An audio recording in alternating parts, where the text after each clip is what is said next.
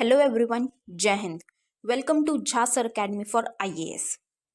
Guys, यहाँ पे आपको सिविल सर्विसेज की प्रिपरेशन कराई जाती है और हेल्प की जाती है कि आपको किस तरीके से प्रिपेयर करना है।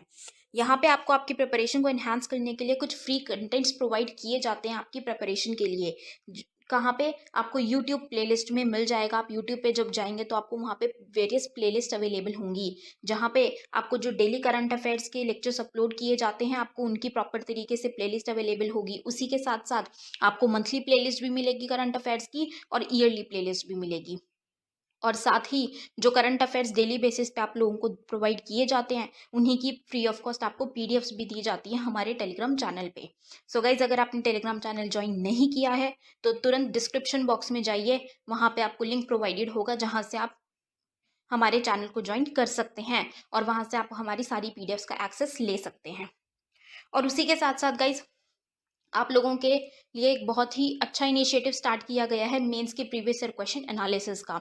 आपको आपके लिए डेली बेसिस पर एनालिसिस किया जाता है और उसकी आप लोगों को प्लेलिस्ट प्रोवाइडेड है हमारे यूट्यूब चैनल पे ही। अलग अलग पेपर में प्रोवाइडेड है आप लोगों के कन्वीनियंस के लिए, GS1, GS2, GS3 and GS4 की। उसी के साथ साथ आप लोगों के लिए जीएस के अलग अलग सब्जेक्ट्स की भी प्लेलिस्ट अवेलेबल है। इकोनॉमिक्स है, जैसे सीसैट की आप लोगों के पास प्लेलिस्ट होगी और हिस्ट्री की भी प्लेलिस्ट आपको मिल जाएगी जो कि बिल्कुल फ्री होगी, वो आपको यूट्यूब पे ही अवेलेबल होगी। और इन्हीं प्लेलिस्ट में साथ ही साथ नए नए कंटेंट्स भी रेगुलर बेसिस पे ऐड ऑन किए जाएंगे, जिसके लिए आप लोगों को झा सर अकेडमी को रेगुलरली फॉलो करना है और अपनी प्रिपरेशन को एनहांस करना है, राइट। और उसी के साथ साथ गाइज, कुछ पेड कोर्सेज भी हैं जो आप लोगों के लिए लाए गए हैं Jha sir academy for IAS के द्वारा, जो जिन पेड कोर्सेज को झा सर खुद पर्सनली मेंटोर करते हैं, खुद उसको रिलेट करते हैं। जैसे कि जीएस का प्री प्लस मेंस बैच है गाइस, बिल्कुल जीरो से तैयारी करवाई जा रही है। झा सर खुद तैयारी करवाते हैं, पर्सनल गाइडेंस आपको दी जाती है, प्रॉपर तरीके से आपको अटेंशन प्रोवाइड की जाती है और बिल्कुल बेसिक से आपको तैयारी करवाई जा रही है आपकी प्रिपरेशन को एनहांस करने के लिए, राइट। तो आप इन कोर्सेज को भी ज़रूर ज्वाइन कीजिए। जैसे कि एक मेंस का भी आंसर राइटिंग का टेस्ट सीरीज बैच चल रहा है और प्रीलिम्स का भी टेस्ट सीरीज कोर्स चल रहा है गाइज, जो आपको हमारी ऐप पे टेस्ट सीरीज प्रोवाइड की जाएंगी। 10,000 क्वेश्चंस की आपको प्रैक्टिस कराई जाएगी। वो 10,000 क्वेश्चंस आपको कहाँ पे अवेलेबल होंगे? Jha sir academy for IAS की वेबसाइट पे भी अवेलेबल है और हमारा एक ऐप भी है Jha sir academy for IAS.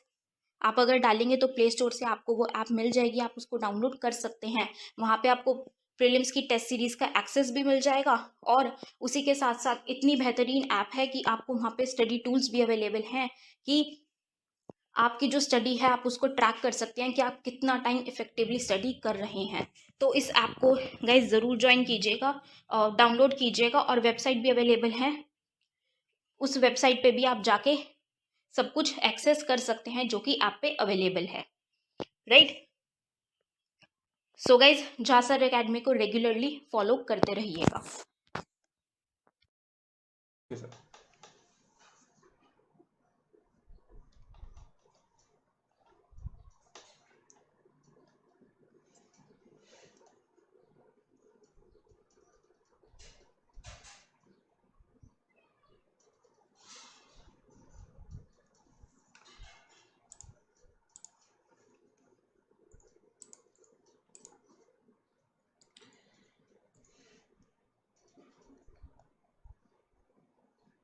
Very good evening to all of you. Am I audible? Let me know.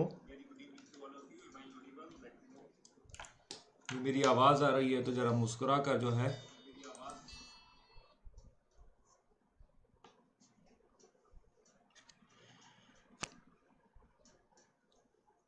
Confirm कर दीजिएगा।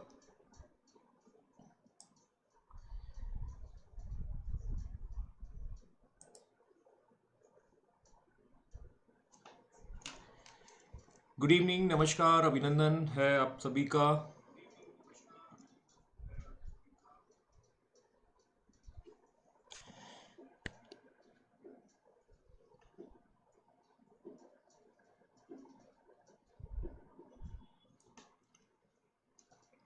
चलिए, क्या हम शुरू करें? सत श्री अकाल, वेरी गुड, ठीक है। जॉन साहब बहुत दिनों बाद दिखाई दे रहे हैं, मुझे ऐसा लग रहा है। ठीक है, good evening Rakesh ji, Ansari ji good evening.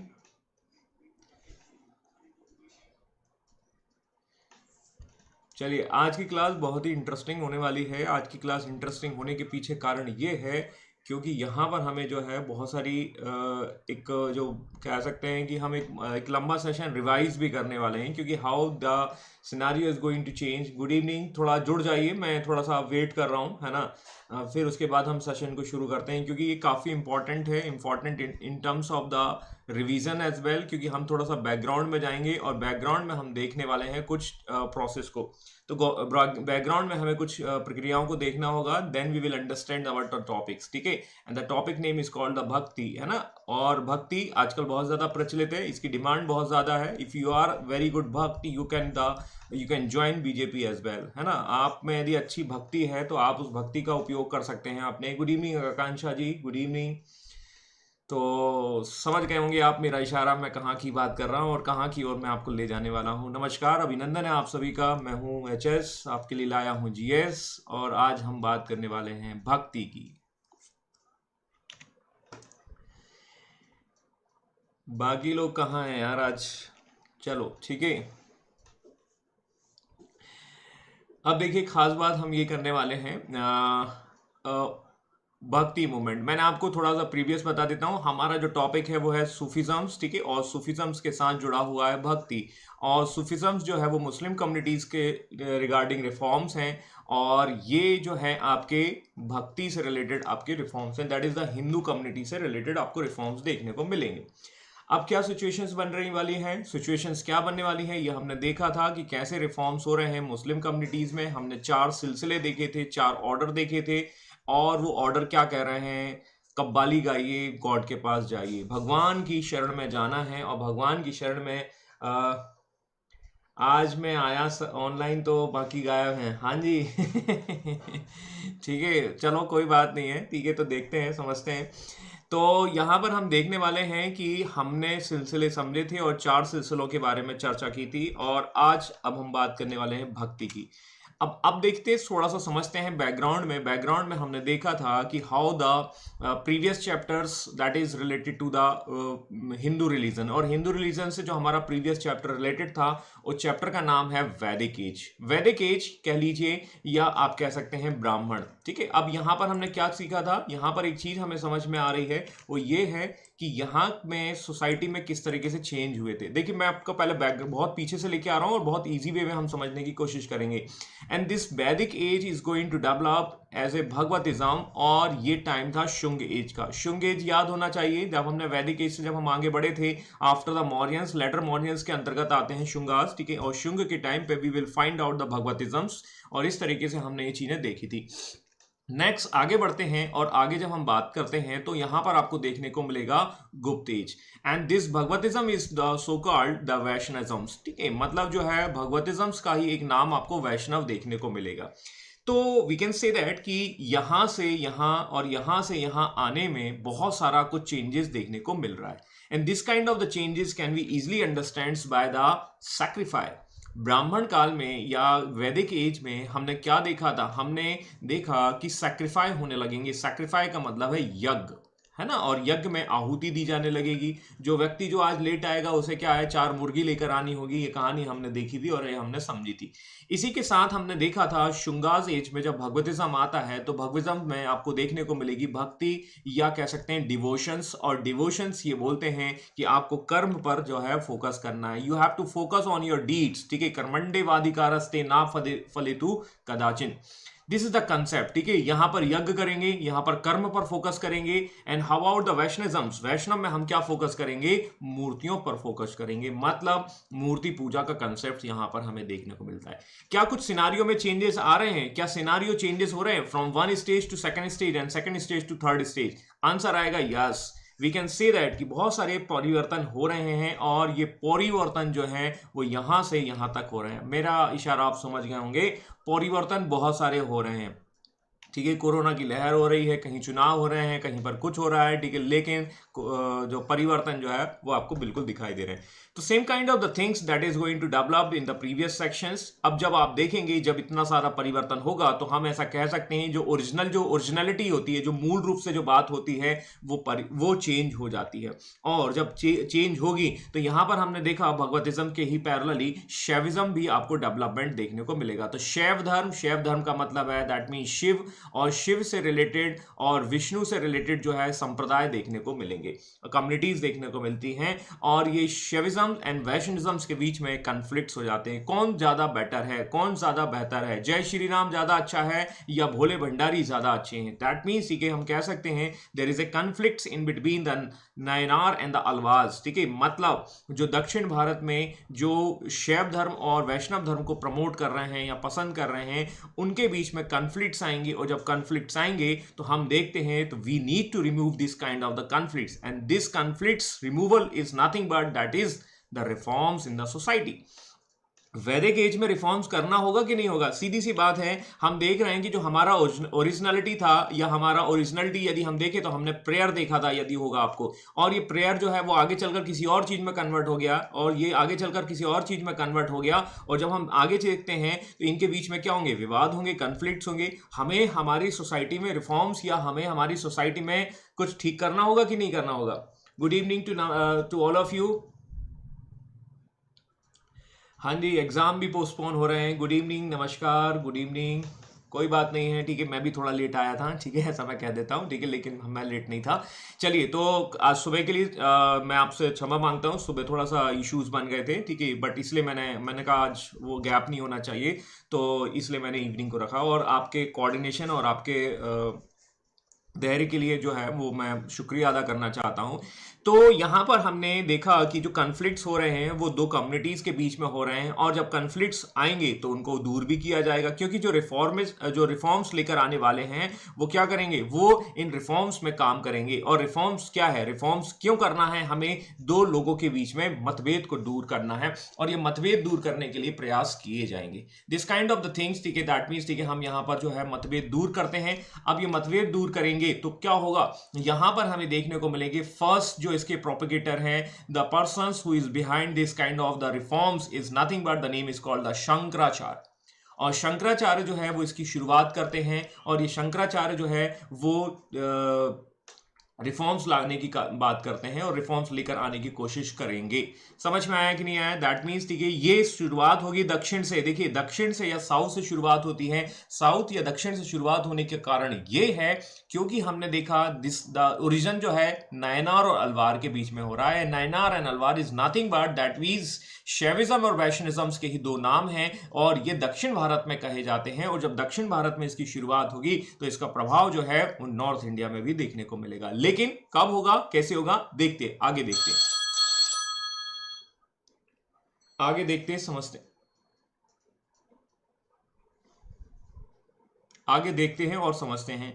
तो इस तरीके से शंकराचार्य जी जो है वो इसकी शुरुआत करते हैं दक्षिण भारत से, और दक्षिण भारत से इसकी शुरुआत होगी, और इस तरीके से ये मूवमेंट शुरू होगा। तो देखो, सोसाइटी में, रिलीजन में परिवर्तन हुए, और इस परिवर्तन में विवाद हुए, और विवाद को ठीक करना जो है वो है रिफॉर्म्स, और इसी मूवमेंट को कहा जाएगा भक्ति मूवमेंट। अब खास बात यह है कि ये जो शुरुआत होते हैं वो आपको लगभग 8th सेंचुरी के आसपास देखने को मिलते हैं, लेकिन इसका एक डेवलपमेंट, एक इसका second phase, we can see that the updated version you will see in the 12th century। 12वीं शताब्दी में इसका अपडेटेड वर्जन आपको देखने को मिलेगा, जब हम देखते हैं कि जब सूफिज्म जो है वो कहीं ना कहीं डेवलप हो रहा है, या हम ऐसे कह सकते हैं कि जब सूफिज्म आ रहा है तभी इसका एक सेकंड फेज डेवलप होता है। लेकिन इसका प्रीवियस वर्जन जो है that was launch by the Shankaracharya, and the second phase that is launch by the in the time of the 12th century, and this second phase, oh sorry, एक minute में, hello hello,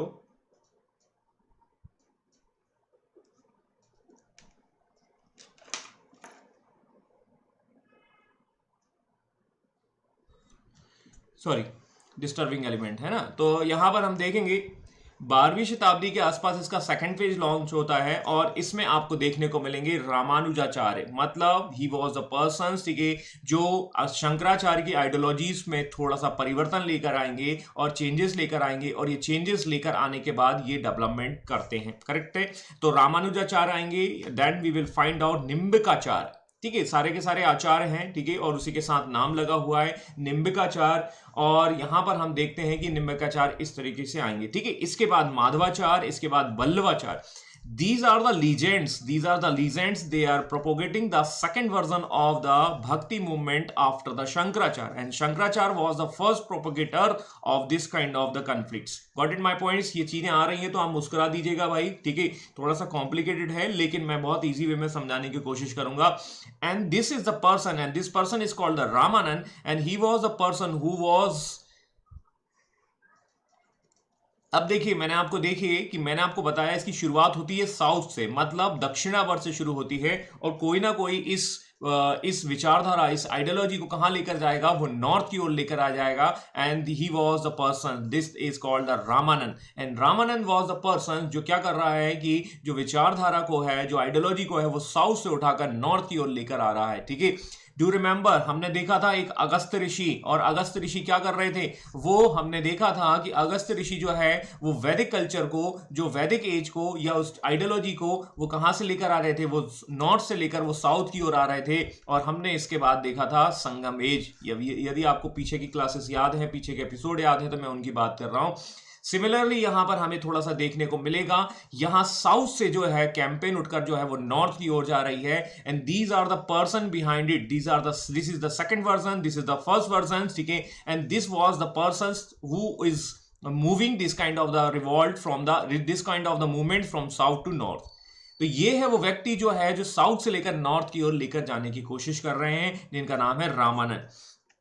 इस तरीके से ये Bhakti movement develop होगा, और ये Bhakti movement ना केवल इंडिया में डेवलप होंगे बल्कि यहां महाराष्ट्र वाले सेक्शन में भी डेवलपमेंट देखने को मिलेंगे। अब महाराष्ट्र मैंने स्पेशली क्यों रखा है, महाराष्ट्र स्पेशली मैंने इसलिए रखा है क्योंकि यही रिलीजियस रिफॉर्म्स जो हैं वो आगे चलकर एक मोटिवेशंस देंगे रामदास जी को, और रामदास जो है वो क्या करेंगे, वो सुबह दोपहर शाम जो है वो घुट्टी पिलाएंगे किसको, शिवाजी को, और शिवाजी को बोलेंगे स्वराज स्वराज स्वराज। और इस तरीके से जब स्वराज की बात होगी तो यहीं से हम देखेंगे मराठा एम्पायर का डेवलपमेंट। तो this episode is very important, not only to the religious reforms, but this is the foundation of the Swaraj, this is the foundation of the Maratha empire, and this is nothing but this is our next chapter, next episode, ठीक है, after the Mughals, ठीक है। तो थोड़ा सा connection जोड़िएगा, and then उसके बाद हम थोड़ा सा जानने की कोशिश करेंगे और समझने की कोशिश करते हैं। तो इस तरीके से हमें यहां देखने को मिल जाएगा। करेक्ट है, इतना क्लियर है भाई, समझ में आया कि नहीं आया? यदि इतना समझ में आया है तो हम आगे बढ़ते हैं और ये कहानी को आगे बढ़ाते हैं, समझते हैं। Alright, hope you are getting that means my voice properly and my explanation is over related to the bhakti movement, ठीक है। तो मुझे कमेंट्स भी करते जाएं, थोड़ा सा पता चल जाए कि भाई आप लोगों को समझ में आ चुका है, ठीक है। तो ये कहानी जो है वो कुछ इस तरीके से देखने को मिलती है, लेकिन अब कहानी को हम ऐसे देखेंगे। अब होता यह है कि ये जो डेवलपमेंट हो रहे हैं, ये जितनी भी विचारधारा, जितना भी आइडियोलॉजी लेकर आ रहे हैं, वो दो तरीके से डिवाइडेड है। All these ideology, what ever the Vallabhacharya is talking, what ever the Madhvacharya is talking, and Nimbarkacharya and Ramanujacharya, ये सारे के सारे एक विचारधारा जब लेकर आते हैं तो वहां पर एक कंसेप्ट डेवलप हो जाता है, और ये कंसेप्ट जो है वो ये बताता है कि सगुण और निर्गुण, मतलब अब यहां पर विचारधारा के साथ साथ एक कंसेप्ट को लेकर लड़ाई होगी, और इसे कहा जाएगा सगुण और निर्गुण। आई hope you have already receive the PDF of this chapter. आप लोगों को इसका पीडीएफ मिल चुका होगा, और ये मतलब मैंने मॉर्निंग वाला टाइम जो थोड़ा सा हुआ था तो मैंने उसको फटाक से काम में कन्वर्ट कर दिया, ठीक है। जल्दी नेक्स्ट एपिसोड के भी आपको मिल जाएंगे।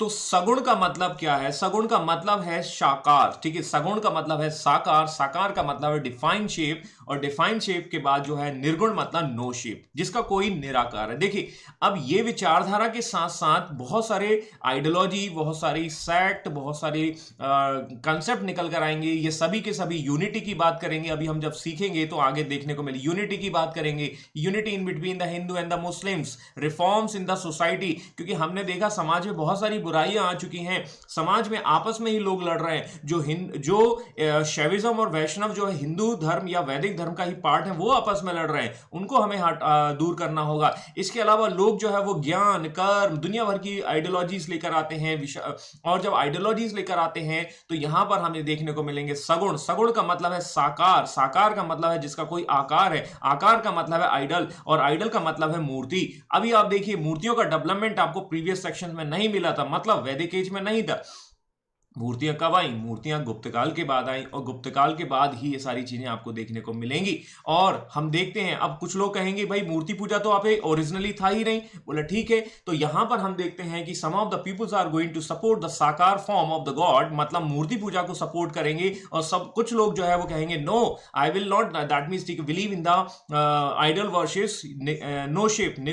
नो शेप का मतलब है निराकार, जिसका कोई आकार नहीं है, और गॉड जिसका कोई आकार, दैट मीन्स कि गॉड को आकार में नहीं बांधा जा सकता। We can not bounded the god in a defined shape, तो they will call the Nirguna and these are the called the सगुण।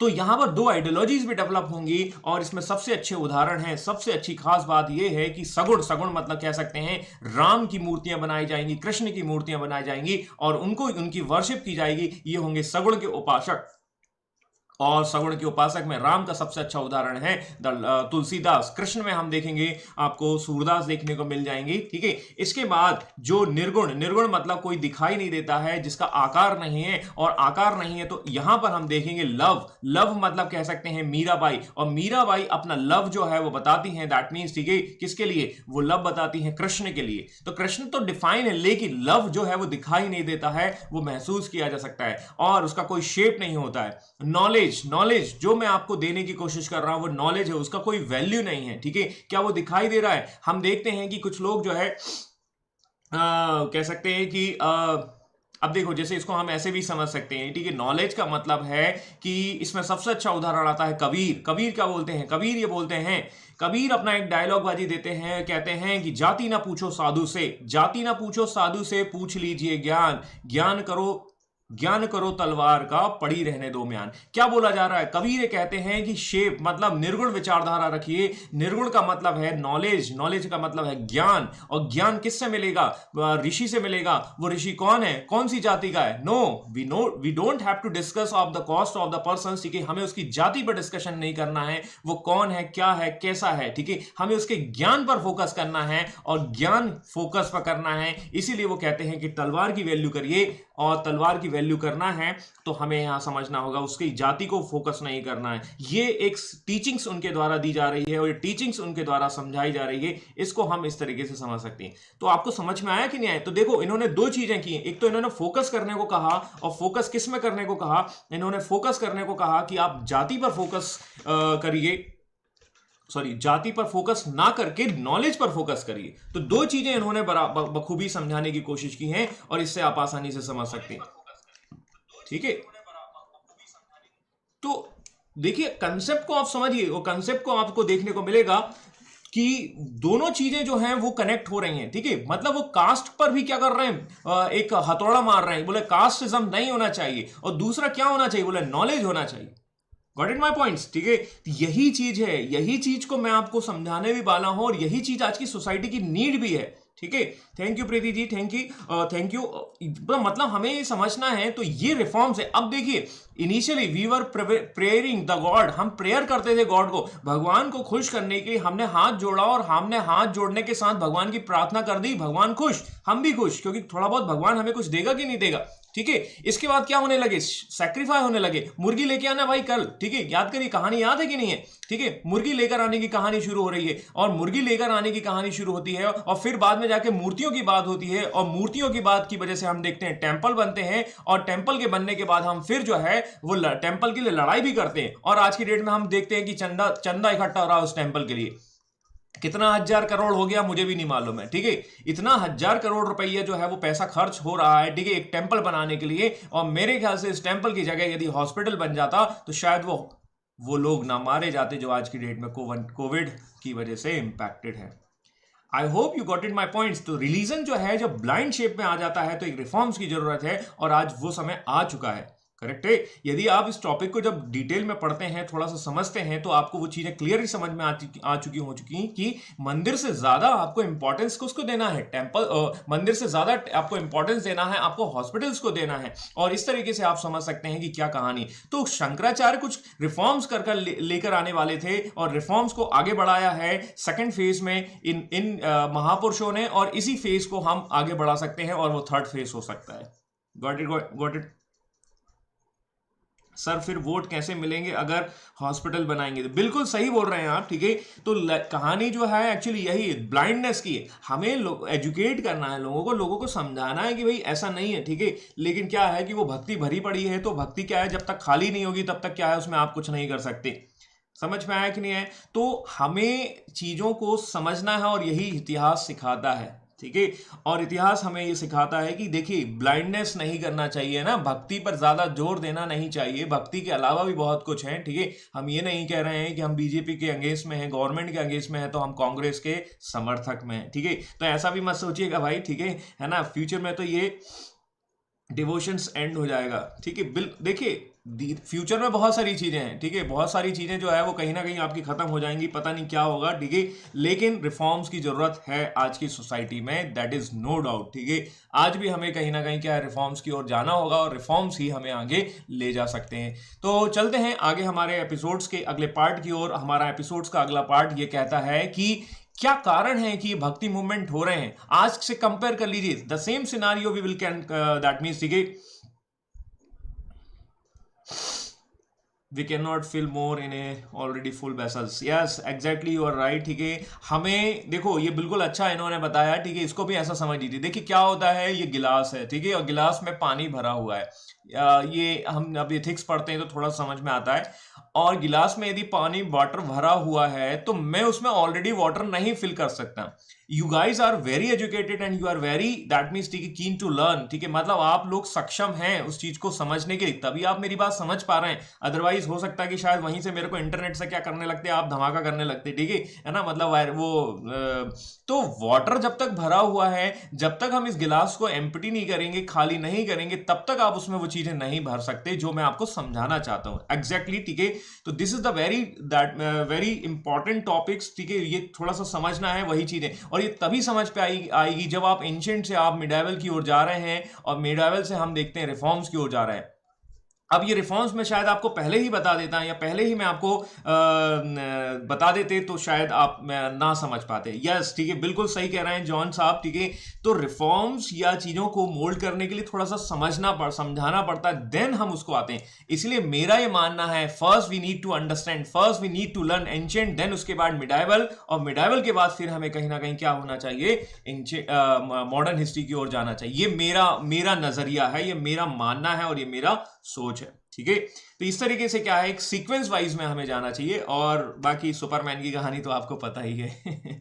चलिए आगे बढ़ते हैं। What are the reasons behind the causes of the Bhakti movement? ये भक्ति मूवमेंट क्यों हो रहे हैं? ये भक्ति मूवमेंट इसलिए हो रहे हैं क्योंकि हम देखेंगे कॉम्प्लिकेशंस आ चुके हैं। कॉम्प्लिकेशन किस में आ चुके हैं? भक्ति मूवमेंट का रिलेशन जो है वो हिंदू रिलीजन से है, और कॉम्प्लिकेशंस कैसे आ चुके हैं देख लीजिए। हमने देखा प्रेयर से जो है वो सैक्रिफाई पे आया, सैक्रिफाई से हमने देखा है वो डिवोशंस पर आया, डिवोशंस के बाद अब देखिए मंदिर पे आ चुका है, और मंदिर में आप देखेंगे चंदा देना होगा। ये कॉम्प्लिकेशन ही तो है, और इतने सारे कॉम्प्लिकेशन जब आपको देखने को मिलेंगे तो मूवमेंट तो बनता है। समझ में आया कि नहीं आया? करेक्ट है। तो this is the story behind the complications of the Hinduism, ठीक है। और ये हिंदुइज्म की जटिलता की वजह से हम भक्ति मूवमेंट की ओर जा रहे हैं, ठीक है।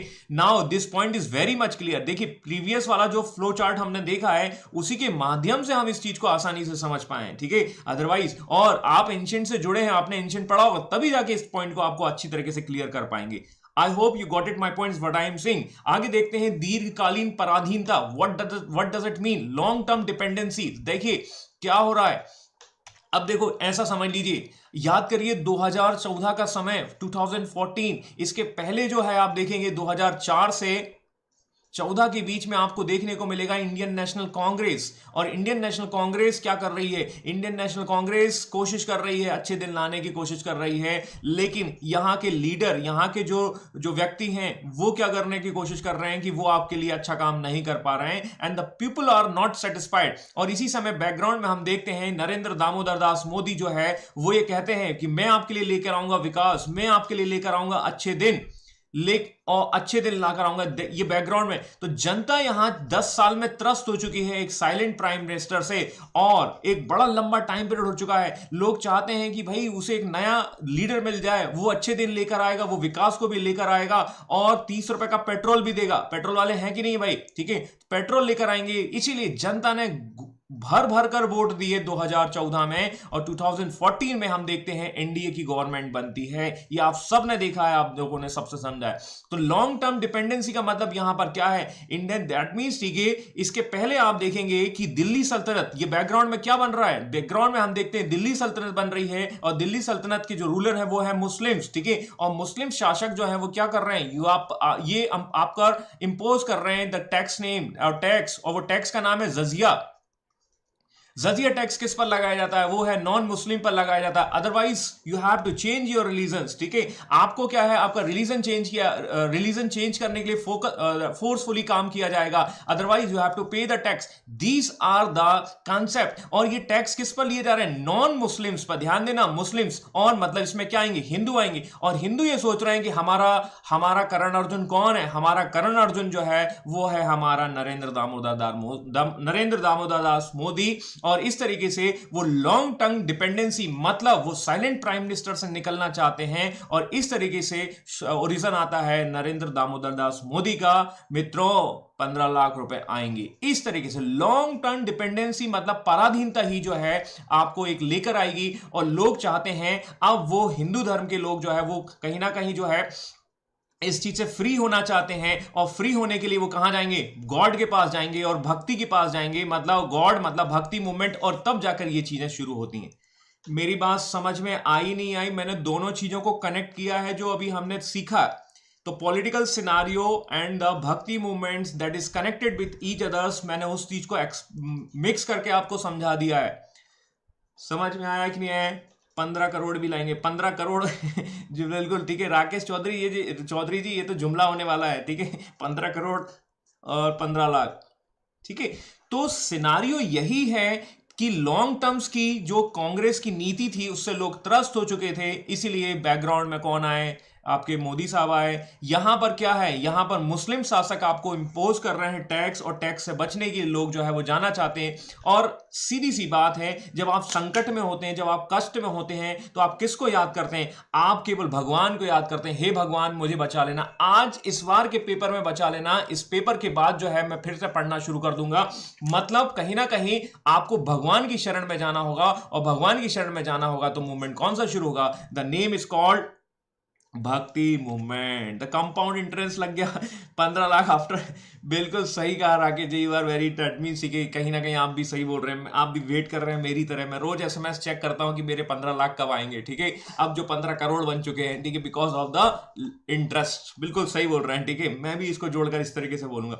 आया नहीं आया समझ में? क्लियर है? ठीक है, अब देखिए द जाति व्यवस्था का जटिल होना। हिंदू धर्म में क्या हो रहा है? The complexity of the casteism. ठीक है, मैंने आपको क्या बताया था? वर्णा सिस्टम आया था। वर्णा सिस्टम में ब्राह्मण है, क्षत्रिय है, उसके बाद वैश्य है, वैश्य के बाद शूद्र है, और इसके बाद देखिए हमने देखा था ये क्या था? पहले कर्म आधारित थी, फिर वो है बर्थ के बेस पर होने लगी, और ये बर्थ के बेस पर होने लगी, और लेटर वैदिक आते आते तक कास्टिज्म डेवलप हो चुका। और कास्टिज्म इतना ज्यादा डेवलप होने लगा कि गुप्त एज में हमें देखने को मिलेगा अनटचुलिटीज डेवलप होगी।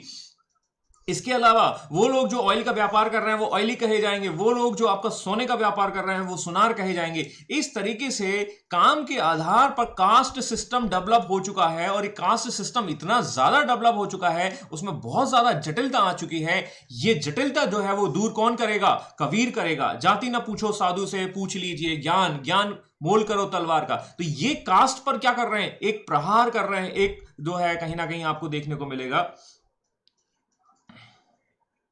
तो इस तरीके से हम समझ रहे हैं कि कास्ट सिस्टम जो है वो बहुत ही ज्यादा कॉम्प्लिकेटेड है, और जब कास्ट सिस्टम कॉम्प्लिकेटेड होगा the people are going towards the god, भगवान हमें बचा ले, और भगवान बचाएगा कहां? भक्ति मूवमेंट। तो जो रिफॉर्म्स की बात करेंगे उनके पास लोग जाएंगे, और इस तरीके से ये सिनारियो, इस तरीके से सिचुएशन बनेगा। आई होप ये सारी चीजें पॉइंट्स आपको क्लियर हो रही होंगी।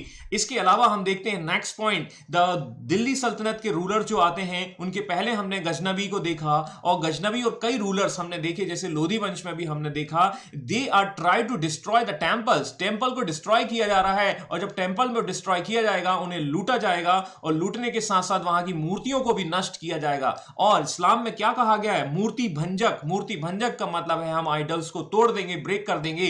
तो इस तरीके से लोगों के मन में फिर से क्या करा जा रहा है? दैट मीन्स कि गॉड के प्रति एक ट्रस्ट आता है कि यार नहीं, यार कि मूर्तियों को तोड़ा जा रहा है और भगवान ही जो है इनको दंड देगा, पनिशमेंट देगा। ऐसा हिंदू धर्म में मान्यता है, और इस तरीके से लोग जो है वो भक्ति मूवमेंट की ओर जा रहे हैं। This is the scenario behind the development of the भक्ति मूवमेंट्स। मूर्तियों का तोड़ना, कॉम्प्लेक्सिटी इन द कास्टिज्म, ठीक है, long term dependency in the Muslim communities, Muslim rulers, और कॉम्प्लिकेशन है। भाई कुछ व्यवस्थाएं तो हमारे में ही खराब हैं, मतलब हिंदू धर्म में ही खराब हैं, और कुछ जो है वो मुस्लिम रूलर इंपोज करके देख रहे हैं। हर मुस्लिम रूलर नहीं कर रहा है, एक चीज ये भी देख लीजिएगा आप, ठीक है।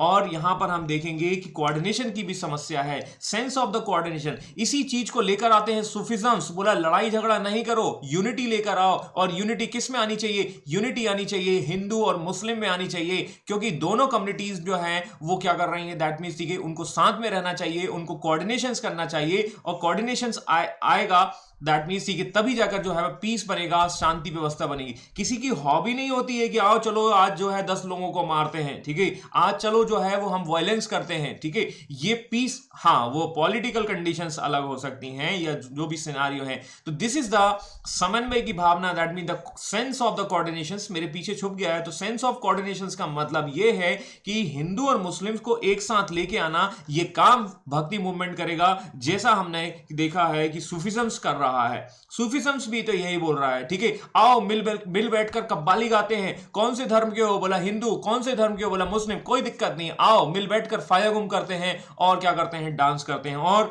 गॉड से कनेक्ट करने की कोशिश करते हैं। तो they are try to coordinate Hindu and Muslims in the society, और इस तरीके से ये भक्ति मूवमेंट डेवलप होगा।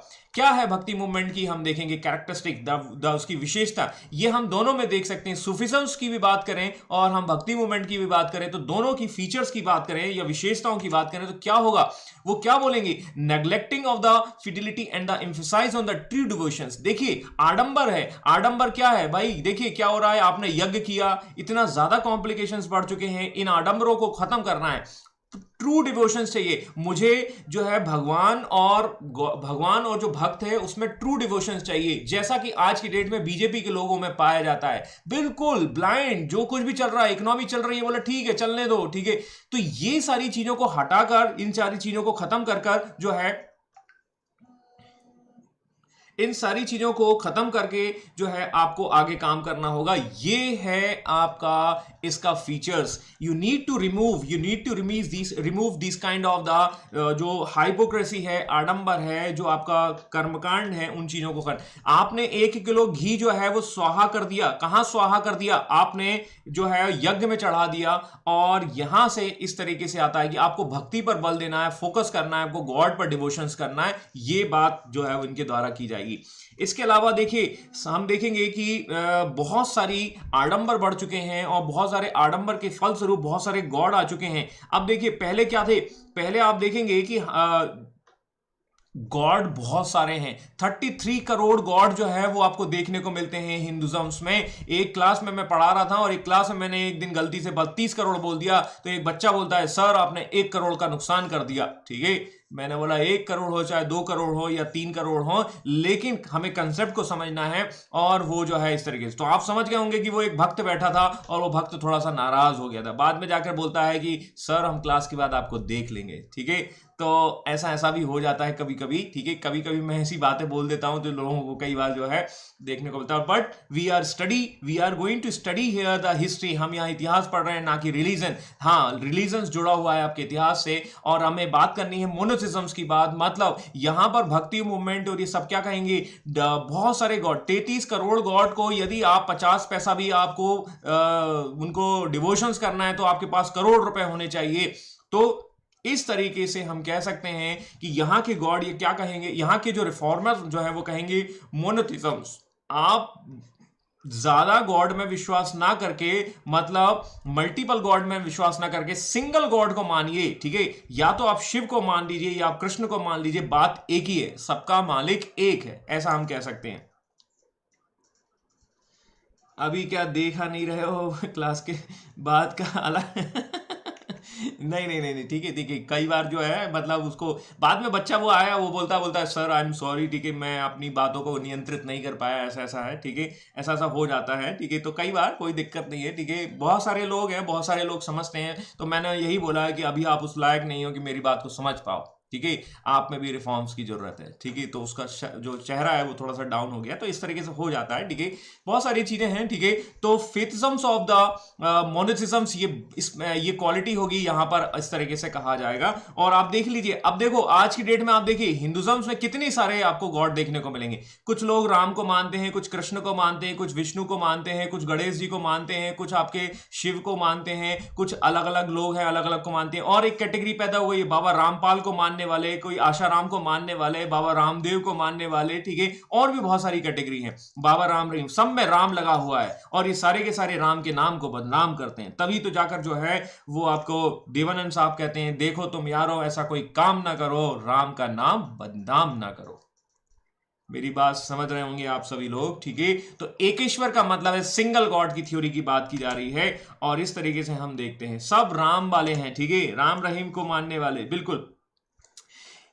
You have to devotions to the god, और ये गॉड पर जो है आपको फेथ करना होगा, जैसा लव किया जाता है, और लव में जो है वो सारी की सारी दैट मीन्स, ठीक है, मतलब पूरा डिवोशंस दे दिया जाता है, ये नहीं देखा जाता वो सही है या गलत है, दैट मीन्स, ठीक है, you have to focus on the love to the god, ठीक है। एम्फसाइज किया जा रहा है, जैसे प्रेम होता है, प्रेम का कोई मतलब प्रेम होता है, वो गलत या सही नहीं हो सकता, सीधी सी बात है, ठीक है। वो उसका एक प्योर फॉर्म होता है, या प्योरिटी जो है वो आपके हार्ट से ही आती है। तो यहाँ पर क्लीननेस ऑफ द हार्ट्स की बात की जा रही है, स्वच्छता पर बात की गई है, और स्वच्छता आपकी हार्ट से रिलेटेड है, तभी जाके आप क्या कर सकते हैं, प्योर लव कर सकते हैं, ठीक है। ध्यान देना, लव जो है, ठीक है, प्योर लव कर सकते हैं। और ये पूरा का पूरा आपको किस पर देना है, एक गॉड पर देना है, सिंगल गॉड पर देना है, और तभी जाके आप प्योर डिवोशंस दे सकते हैं। और ये तभी संभव है जब आप जो जो आडंबर है उसको नेग्लेक्ट कर दें।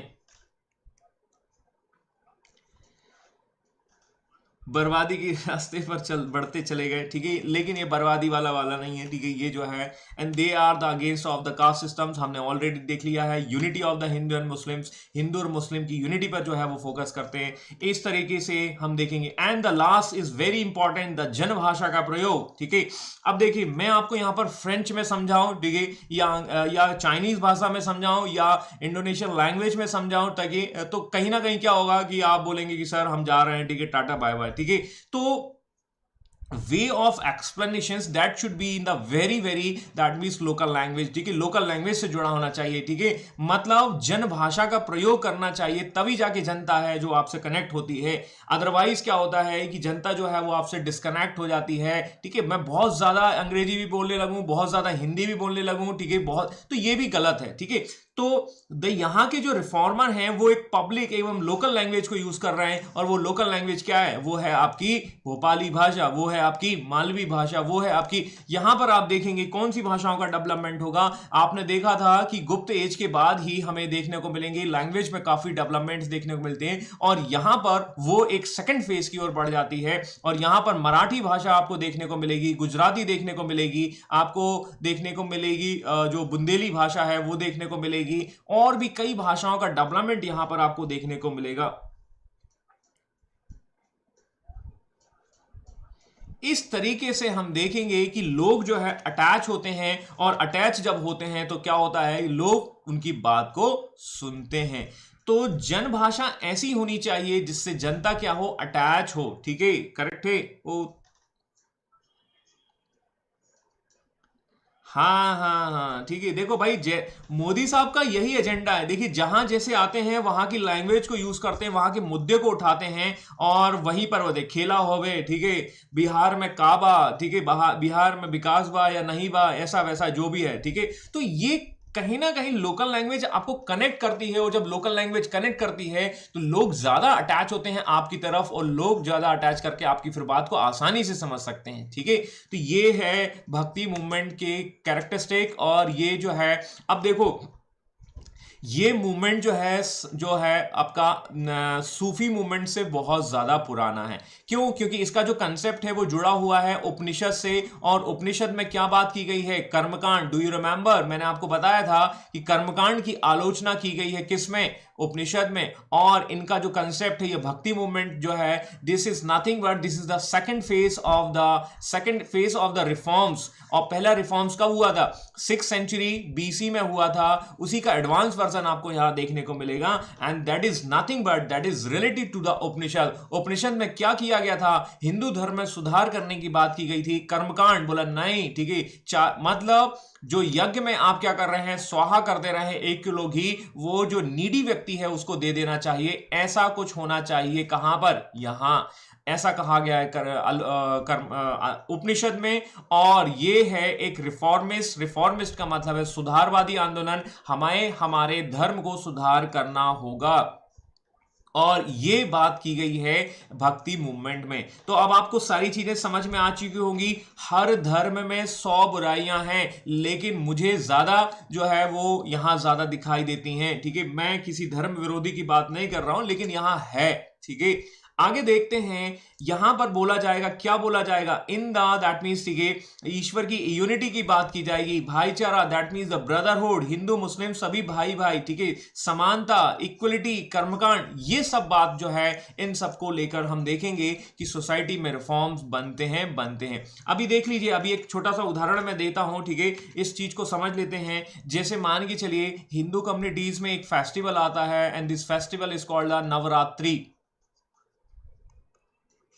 समझ में आया? नवरात्रि आता है, और नवरात्रि के दिन हम देखते हैं 9 देवी की पूजा की जाती है, ऐसा कहा जाता है। और उनकी वर्शिप्स के लिए मूर्तियां रखी जाती हैं, और उन मूर्तियों को 9 दिन तक आप वर्शिप करते हैं। और आगे चलकर जो है, फिर बाद में 10वें दिन जो है उनको विसर्जन कर दिया जाता है। और अब देखिए, आप 9 दिन तक तो उनका बिल्कुल किया। ठीक है, और उसके बाद उसको विसर्जित कर दिया जाता है। और विसर्जित करने के बाद क्या बोला जाता है? जय माता दी, और उनको डुबकी लगा दी जाती है। खत्म। ठीक है ना?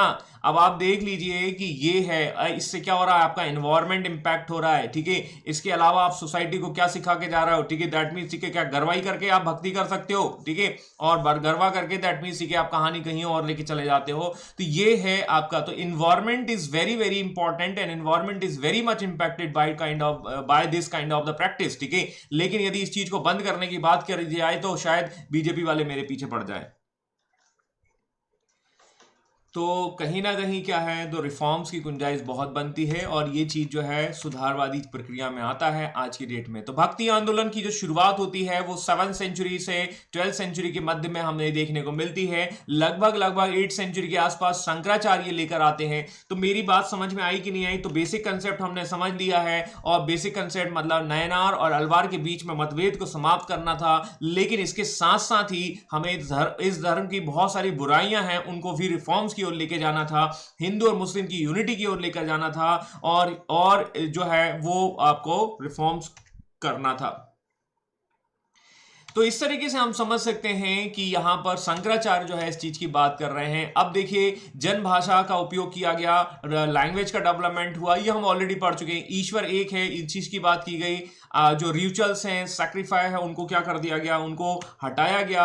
और जाति और धर्म को, भेदभाव को पूर्ण निषेध किया गया। देखो, जितने भी आते हैं, ठीक है, जैसे कोई भी आता है, जितने भी आपके रिफॉर्मिस्ट हैं, वो कास्टिज्म पर अटैक करते हैं, वो जाति या धर्म की बात बिल्कुल नहीं करते। वो तो कबीर कितना अच्छा कह गया, कबीर को हम थोड़ा भी समझेंगे और इस तरीके से हम देखते हैं। And this kind of the reforms is related to the two types. ठीक है, first is called the Saguna and second one is called the Nirguna. Saguna का मतलब है साकार, साकार का मतलब है जिसमें कह सकते हैं कि मूर्ति पूजा को सपोर्ट किया गया है और इसमें कह सकते हैं उसे ऑब्जेक्ट मानकर जो है वर्शिप करते हैं। ठीक है, और इस तरीके से बोला जा रहा है कि हमें क्या मिलेगा, मोक्ष मिलेगा। तो मोक्ष दोनों का उद्देश्य है, लेकिन एक बोलेंगे मूर्ति को सामने रखकर आप क्या करिए, मोक्ष लाने की कोशिश करिए। एक क्या कहेंगे, एक जो है वो कहेंगे कि आप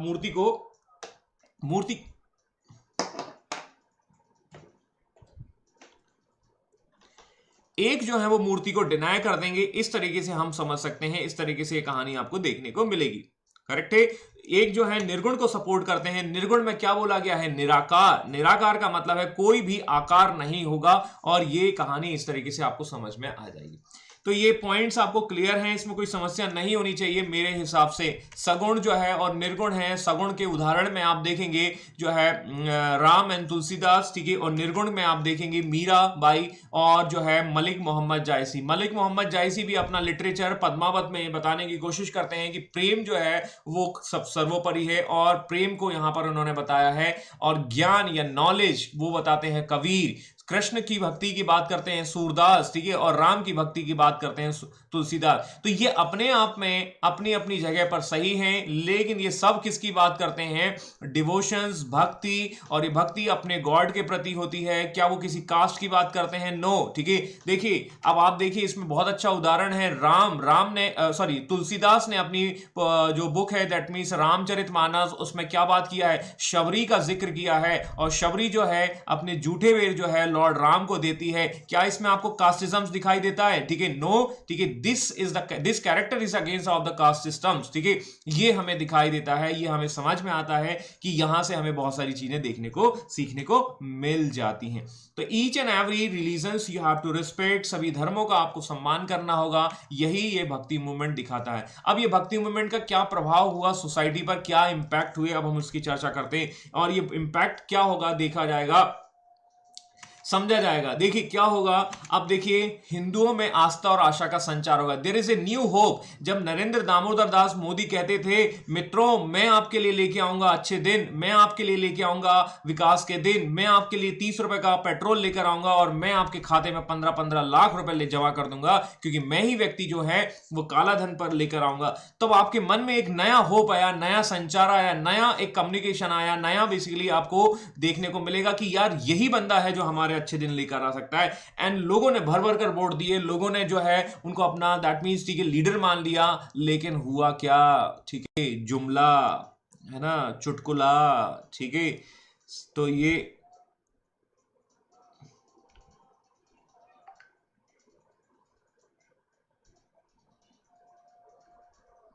सबरी की वीर खा के विदा किया। देखिए वो BMW लूंगा 15 लाख में। ठीक है। सर ये तो गलत बात है ना कि सबरी के बेर राम जी ने खा लिए और फिर भी इम्पैक्ट राम का, लाइक इन्होंने सबरी के बेर खा के विदा किया। हाँ देखिए क्या है कि देखिए सोसाइटी में हम देखेंगे कि मतलब कहीं ना कहीं रिफॉर्म्स जो हैं वो आपको देखने को मिलेंगे। तो आप वो चीजों को तो देख रहे हैं, लेकिन आप उनकी शिक्षाओं या टीचिंग्स को नहीं देख रहे हैं। इसके अलावा हम देखेंगे कि सम ऑफ द रूलर्स, ठीक है, जैसे देखिए the atrocities of the rulers is going to decrease. जब आप देखेंगे समाज में रिफॉर्म्स होंगे तो उसका रिफॉर्म्स का असर आपको देखने को मिलेगा। हमारे नेताओं पर असर बिल्कुल नहीं दिखाई देगा, लेकिन वहां के रूलर्स पर जरूर दिखाई देगा। आप देखिए खिलजी वंश के रूलर जो है, जो शुरुआत में हिंदू कम्युनिटीज के लोगों को आपका पोस्ट या डेजिग्नेशन नहीं देते थे, लेकिन उन्होंने दिया। उन्होंने क्वालिटी को देखा, दैट मींस कि उनकी क्वालिफिकेशन को देखा, उनकी योग्यता को देखा। इस तरीके से हम देखते हैं। और कई रूलर जो है वो लिबरल भी आपको देखने को मिलेंगे। तो इस तरीके से हम देखते हैं the atrocities is going to decrease, क्योंकि यूनिटी की बात की जा रही है। कई रिफॉर्मिस्ट के बाद द्वारा सूफी भी यही कहते हैं, और आपके जो भक्ति मूवमेंट के लोग हैं वो भी आपको देखने को मिलेंगे। ठीक है, आडंबरों में कमी आएगी, दैट मींस ठीक है कहीं ना कहीं जो हाइपोक्रेसी है वो कम देखने को मिलेगी। बिल्कुल इंपैक्ट होगा, ठीक है, लेकिन अभी फिलहाल दिखाई नहीं देता। तो हर चीज का एक समय होता है ना, थोड़ा सा आपको देखने को मिलेगा। And we will find out the social goodwill, ठीक है, समाज के विकास को लेकर काम किया जाएगा, रिफॉर्म्स को लेकर बात की जाएगी, इस तरीके की बातें डेवलप होंगी। ठीक है। इसके बाद हम देखते हैं development, this is very important and this is the very important in terms of the provincial language. तभी जाकर हमें मराठी मानुष देखने को मिलेंगे, तभी जाके हमें गुजराती लैंग्वेज देखने को मिलेगी, तभी हमें देखेंगे लोकल जो लैंग्वेज डेवलपमेंट होती है वो इसी का परिणाम होती हैं। तो ये सारी की सारी लैंग्वेज, ये सब डेवलपमेंट आपको यहां देखने को मिलेंगे आफ्टर द दिस भक्ति मूवमेंट। ठीक है, and this is very important कि यहां पर हमें देखने को मिलेगा जो नेशनल स्पिरिचुअलिज्म है, या कह सकते हैं जो राष्ट्रीय भावना है, और राष्ट्रीय भावना का विकास होगा। देखो, इसको ऐसा समझ लीजिए, मैं आपको एक एग्जांपल के द्वारा समझाता हूं। याद करिए, थोड़ा सा इंसिडेंट पीछे जाइए और आप देखेंगे कि हमारे यहाँ एक एयर स्ट्राइक हुई थी, और एयर स्ट्राइक के फलस्वरूप हमारे यहाँ के एक पायलट साहब थे, वो जो है वो आपको देखने को मिलेंगे, वो पाकिस्तान में गिर गए थे। शायद उनका नाम अभिनंदन सर था। ठीक है, तो अभिनंदन सर जो हैं वो पाकिस्तान में गिर गए थे, और वहां पर पाकिस्तान के लोगों ने उनको पकड़ लिया था। वो सिचुएशंस जरा समझिए, उस सिचुएशंस के समय पर पूरा भारत जो है यूनाइटेड हो चुका था, और उसमें सब में ये बात पहुंच गई थी कि पूरा भारत जो है अब वो क्या करने वाला है, पाकिस्तान के खिलाफ युद्ध लड़ने वाला है। This is a kind of the national spiritualism. ठीक है, मतलब राष्ट्रीय अध्यात्म आप कह सकते हैं। और लोग ब्लाइंड हो गए थे, बोला हम जो है युद्ध लड़ने जा रहे हैं। कहां जा रहे हो? बोला हम जम्मू कश्मीर जा रहे हैं। बोला आप तो बस जम्मू कश्मीर जो है वो छूट कर ही रहेगा। डिक्लेयर द वॉर, न्यूज़पेपर में क्या आ रहा है? ठीक है, न्यूज चैनल पे करा रहा। ठीक है, अंजना ओम कश्यप चिल्ला रही हैं कि वॉर इट्स डिक्लेयर। ठीक है, और हम पाकिस्तान से नहीं डरने वाले हैं। ठीक है, श्वेता सिंह कुछ अलग चिल्ला रही हैं, रूबिका लियाकत अलग। मतलब युद्ध डिक्लेयर हो चुका था जनता के द्वारा, और प्रेस के द्वारा, और न्यूज़पेपर के द्वारा, और आपकी प्रिंट मीडिया के द्वारा। तो ये कैसे आया? ये डेवलपमेंट कैसे आया? ये एक खास घटना की वजह से आया, और इस घटना की वजह से हम देखते हैं ये तो राष्ट्रीय भावना का विकास हुआ। सब लोग उस समय खड़े हो चुके थे, और ये कहानी जो है वो यहां से डेवलप होती। तो this is the very great impact of the, और इसके अलावा जो नैरो आइडियोलॉजी है, जो संकीर्ण विचारधारा है, जो क्लासिज्म्स है, उसके बारे में भी कमी आई, क्योंकि उस समय कोई नहीं देख रहा था कि आप न्यूज़पेपर से हो, आप हिंदू धर्म से हो, आप किस पॉलिटिकल पार्टी से हो। ये सारे के सारे लोग मिलकर जो है वो पाकिस्तान के पीछे पड़ गए थे, ऐसा हम समझ रहे थे। उस समय कोई नहीं देख रहा था, अंबानी हो या झाड़ू वाला हो या कोई हो। ठीक है, सारे के सारे जो है वो इस संकीर्ण विचारधारा, इस नैरो माइंडसेट से निकलकर नेशनलिज्म्स की ओर डेवलप हो चुके थे। ये है कहानी आपकी भक्ति मूवमेंट की, और भक्ति मूवमेंट का सबसे खास और इंपॉर्टेंट पार्ट आता है। अब मैंने आपको ये बताया कि भक्ति मूवमेंट जो है वो 8th सेंचुरी के आसपास डेवलप हो चुका होता है, और इसकी जो शुरुआत है वो शंकराचार्य करते हैं, और शंकराचार्य एक आइडियोलॉजी लेकर आते हैं, और वो आइडियोलॉजी है दैट इज दिस अद्वैतवाद। करेक्ट है, अद्वैतवाद है, और ये फोकस करते हैं नॉलेज पर। ध्यान दीजिएगा, अब देखो, अब ये नॉलेज याद आया, मतलब निर्गुण है या सगुण है। यू कैन इजीली आइडेंटिफाई निर्गुण, और ये है उनका जो ब्रांच या sect, and this branch is called the Smriti, और ये हैं उसके एक्सपोनेंट, मतलब कह सकते हैं प्रतिपादक, और ये हैं आपके शंकराचार्य। और इन्हीं विचारधाराओं को हमें थोड़ा थोड़ा याद रखना है, थोड़ा थोड़ा समझना है। मैं थोड़ा इसको आसान भाषा में समझाने की कोशिश करूंगा। तो देखिए, रामानुजाचार्य का है विशिष्ट द्वैतवाद। अब ये क्या है, थोड़ा सा मैं आपको एक आसान तरीके से समझाने की कोशिश करता हूं। ग्रेट फादर ऑफ माइग्रेट लोग, अब देखिए यहां पर इनका जो सेक्ट है वो है श्री, और श्री है सगुन। सगुन मतलब है भक्ति। ठीक है, तो सगुन वाली बात विचारधारा का भक्ति पर ये फोकस करेंगे, ये सगुन हो जाएगा। ठीक है, इसके बाद देखिए ये भी भक्ति है। ठीक है, मतलब ये सगुन है। अब ये कैसे होगा, ये या तो राम या कृष्ण की बात पर करेंगे, और ये है इनका अलग अलग विचारधारा, ये आइडियोलॉजी, ये फिलॉसफी है उनका दर्शन, और ये है वो व्यक्ति जो ये दे रहे हैं। और इस तरीके से हम इसको समझने की कोशिश करेंगे, लेकिन हम इसे आसान भाषा में समझने की कोशिश करेंगे, और वो है आपका माधवाचार्य वाला पार्ट। पहले हम इसको थोड़ा सा समझने की कोशिश करते हैं। ठीक है, देखिए क्या होता है, इसको थोड़ा आसान भाषा में समझने की कोशिश करते हैं। देखो, ड्यूलिज्म्स का मतलब होता है दो का मतलब एक और दो। ठीक है, बहुत बेसिक्स कंसेप्ट से समझाने की कोशिश करता हूं। ठीक है, जैसे हम देखते हैं हमारा पार्लियामेंट है, और पार्लियामेंट में हम देखते हैं एक है लोकसभा और एक है राज्यसभा। पार्लियामेंट में एक होती है लोकसभा, एक होती है राज्यसभा। तो मैं पार्लियामेंट को क्या ड्यूलिज्म्स कह सकता हूं? क्या मैं इसे ड्यूलिज्म्स कह दूं? तो ये ड्यूलिज्म्स ही हमारा है द्वैतवाद।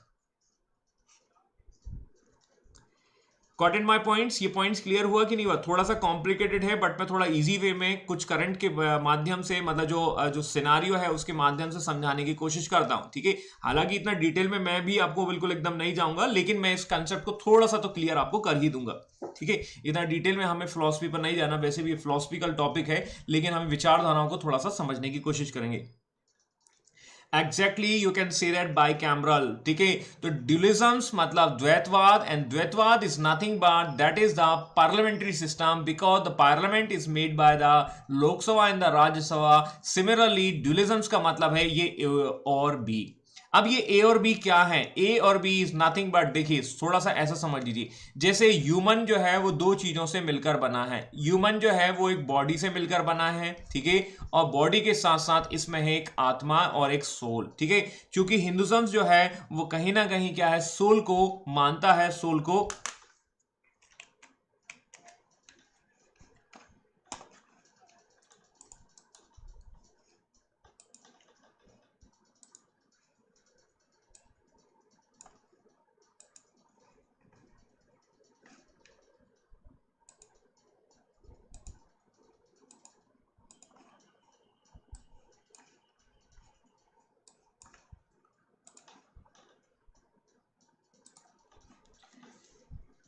यहां पर हमें देखने को मिलेगा कि ड्यूलिज्म्स का मतलब है दो चीजें, और दो चीजें क्या है? ह्यूमन में जैसे बॉडी है वैसे आपका सोल है, वैसे ही हम ऐसे समझ सकते हैं। एक है नेचर, नेचर मतलब प्रकृति, ठीक है, और सोल, ठीक है। इसी के तहत हम और ऐसा समझ सकते हैं, ऐसा कनेक्ट करके देख सकते हैं, that is the God and supreme God. तो ये कंसेप्ट हैं और ये अलग अलग कंसेप्ट हैं, और यहां पर जो बात की गई है वो ये की गई है कि हम जो है समझते हैं वो है आपका सोल एंड नेचर। तो इन्होंने ये कहा, इन्होंने ये बताने की कोशिश की है, वो ये की है कि जो दो चीजें एक ना हो, दैट मीन्स, ठीक है, मतलब माधवाचार्य क्या बोलते हैं? माधवाचार्य डुलिज्म्स में बिलीव करते हैं, मतलब बाइकैमरल में बिलीव करते हैं। मतलब उनका ये कहना है कि ये जो ह्यूमन है, या ये जो ह्यूमन बॉडी है, या जो संसार है, वो दो चीजों से मिलकर बना है। वो प्रकृति है, नेचर है, और एक है सोल। तो नेचर और सोल से मिलकर बना है, this is called the system. ये ब्रह्मांड या शरीर या प्रकृति, वो दो चीजों से मिलकर बनी है। नेचर कह लीजिए या सुप्रीम गॉड कह लीजिए, बात एक ही है, और एक सोल है, इन दोनों से मिलकर बना है। ये दोनों से जब मिलकर बना है तो इसे हम बाइकैमरल कह सकते हैं, या हम पार्लियामेंट कह सकते हैं, या हम द्वैतवाद कह सकते हैं। ये पॉइंट क्लियर हुआ या नहीं हुआ? मेरी बात समझ में आई या नहीं आई? थोड़ा सा बता दीजिए भाई।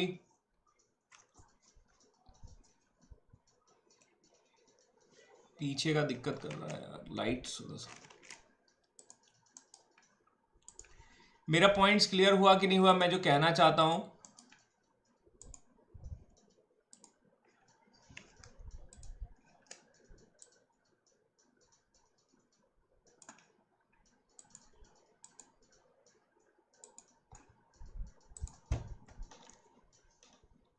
क्लियर है? रिपीट लास्ट वाला, देखिए मैं फिर से बता दूं। हाँ, बैकग्राउंड जो है वो चकमक चकमक हो रहा है, ठीक है, कोई बात नहीं, ठीक है, मैं दोबारा बताता हूं, ठीक है, दोबारा समझाता हूं, मैं फिर से समझाने की कोशिश करता हूं, ठीक है। और इसको समझ गए तो बाकी सारी चीजें समझ में जाएंगी। मैं बहुत सिंपल वे से समझाता हूं। देखिए, जैसे हमारा पार्लियामेंट है वो दो चीजों से मिलकर बना है। वो दो चीजें क्या है? वो दो चीजें हैं आपकी लोकसभा और राज्यसभा, ठीक है। तो क्या मैं इसे ड्यूलिज्म्स, बाइकैमरल या द्वैतवाद कह सकता हूं? यस यस यस, जो कहना हो कह लीजिए, वैसा ही हमें समझना है, ठीक है। वैसे ही अब ये तो हो गई पार्लियामेंट की बात, लेकिन भक्ति मूवमेंट के जो फिलोसफर हैं या जो दार्शनिक हैं वो क्या कहते हैं? उनका ये कहना है, ये जो ब्रह्मांड है, ये जो ब्रह्मांड, ये जो नेचर या ये जो प्रकृति, वो दो चीजों से मिलकर बनी है। वो दो चीजों से किससे मिलकर बनी है? एक तो है आपकी सोल, सोल मतलब आप कह लीजिए, और एक है सुप्रीम गॉड। सुप्रीम गॉड का मतलब है पर ब्रह्म। पर ब्रह्म का मतलब है वो व्यक्ति जिसमें हम सब की आत्मा है, करेक्ट है, ऐसा हम कह सकते हैं, जिसने हम सबको बनाया, ये सबका पप्पा है ऐसा कह लीजिए, ठीक है, या ये ए है और ये है बी, ऐसा भी समझ लीजिए। तो मैं ऐसा कहूं कि यहां पर भी जो ब्रह्मांड है, नेचर है, या आप हो या मैं हूं, इन सब को दो चीजों से मिलकर बनाया गया है। हमें इतना डिटेल में नहीं समझना है वो चीजें क्या है, क्योंकि फिलॉसफी जो है वो फिलोसफिकल पॉइंट से अलग आ जाता है, ठीक है। लेकिन हमें इस मीनिंग को समझना है, तो मीनिंग को हम ऐसे समझ सकते हैं जैसा कि पार्लियामेंट होता है, और पार्लियामेंट में दो सिस्टम होते हैं, लोकसभा और राज्यसभा। इन दोनों को मिलाकर कहा जाता है द्वैतवाद, बाइकैमरल या ड्यूलिज्म्स। अब हम इसको बाइकैमरल नहीं कह सकते हैं क्योंकि ये पॉलिटिकल भाषा में हो जाएगा, मैं इसे ड्यूलिज्म्स कहूं तो ज्यादा अच्छा रहेगा, ठीक है। अब ये हो गया पॉलिटी की भाषा में मैंने आपको समझाया, लेकिन ये रिलीजन्स या भक्ति या कह सकते हैं फिलॉसफी की भाषा में मैंने यहां समझाया। आपको समझ में आया कि नहीं आया? ठीक है, तो देखो एक चीज से समझने की कोशिश कर लीजिए, बल ये यदि पॉलिटिकल व्यू समझ में आ चुका है तो ये वाला ऐसा ही कॉपी पेस्ट कर लीजिए। हाँ, यहां थोड़ी आत्मा की बात हो रही है, यहां सुप्रीम गॉड की बात हो रही है, तो उसको बस ऐसा समझ लीजिए, एक है लोकसभा, एक है Rajya Sabha. Got it my points? ताकि क्या है वो आसानी से समझ में आए, तो इसको कॉपी पेस्ट कर लीजिए, बस इसकी रेप्लिका बना लीजिए, ऐसा है। यदि ये समझ में आ गया है तो बस इसको यहां से कंपेयर कर लीजिए, और कंपेयर कर कर ये समझ लीजिए कि ये है ड्यूलिज्म्स, या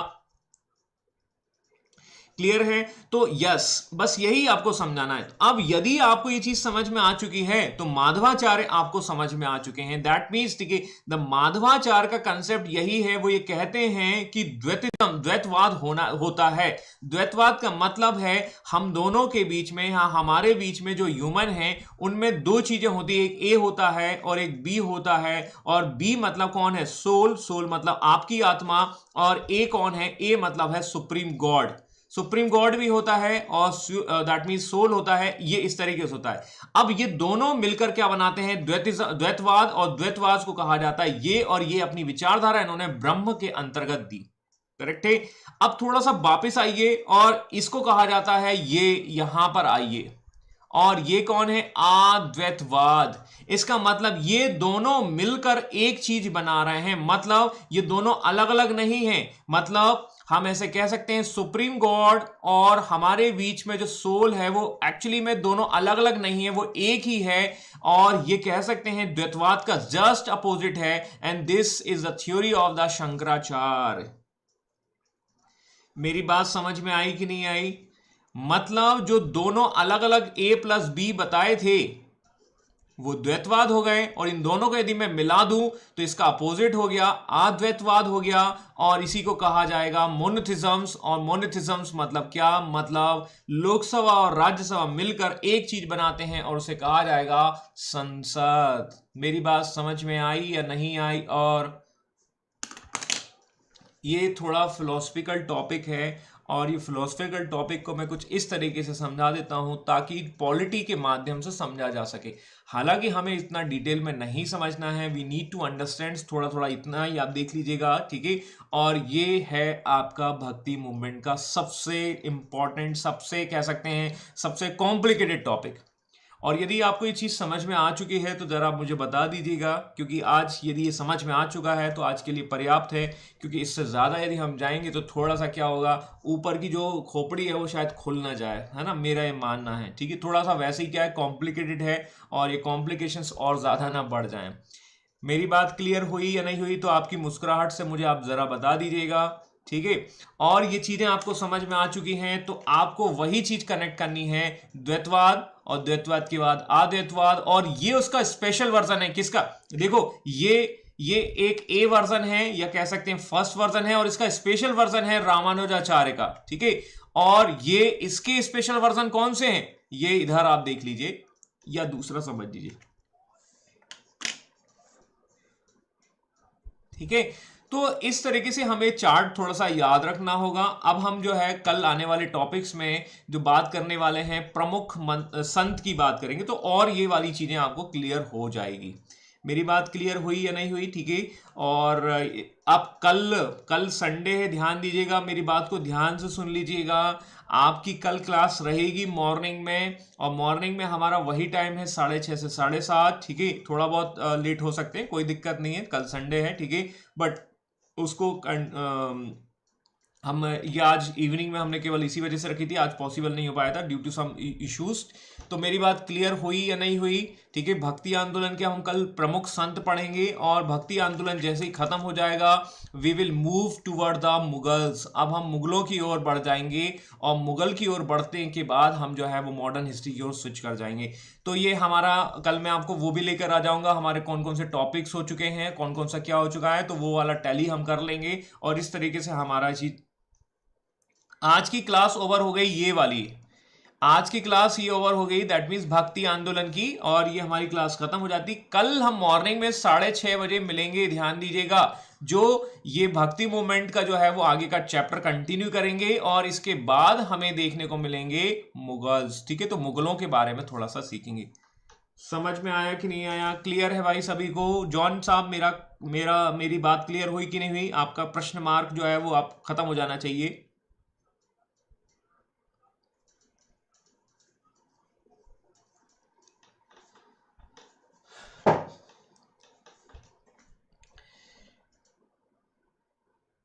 ओके, थैंक यू जॉन साहब। ठीक है, और आप सभी सुरक्षित रहें भाई। कोरोना वाला डिसीज जो है वो थोड़ा सा फिर से आ रहा है, ये वायरस जो है बड़ा खतरनाक है, तो थोड़ा सा ध्यान रखें, सुरक्षित रहें और मस्त रहें और पढ़ते रहें। कोई दिक्कत हो तो आप बताइएगा।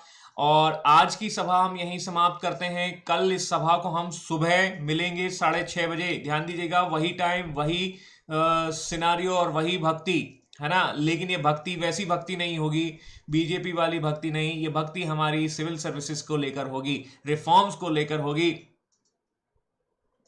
आज वैक्सीनेट हो गया सर, मैं भी, बधाई हो भाई जॉन साहब को, आप वैक्सीनेट हो गए हैं, और मैं दुआ करूंगा कि बाकी सभी लोग भी जल्दी से जल्दी हो जाएं, और जल्दी से ये कोरोना जैसी वायरस जो है मुक्त हो जाएं। कोरोना के साथ साथ बहुत सी चीज़ें खत्म हो जाए तो अच्छा है। ठीक है, तो आज की सभा हम यहीं समाप्त करते हैं। नमस्कार, आप सभी का धन्यवाद, thank you, goodbye, take care, bye bye.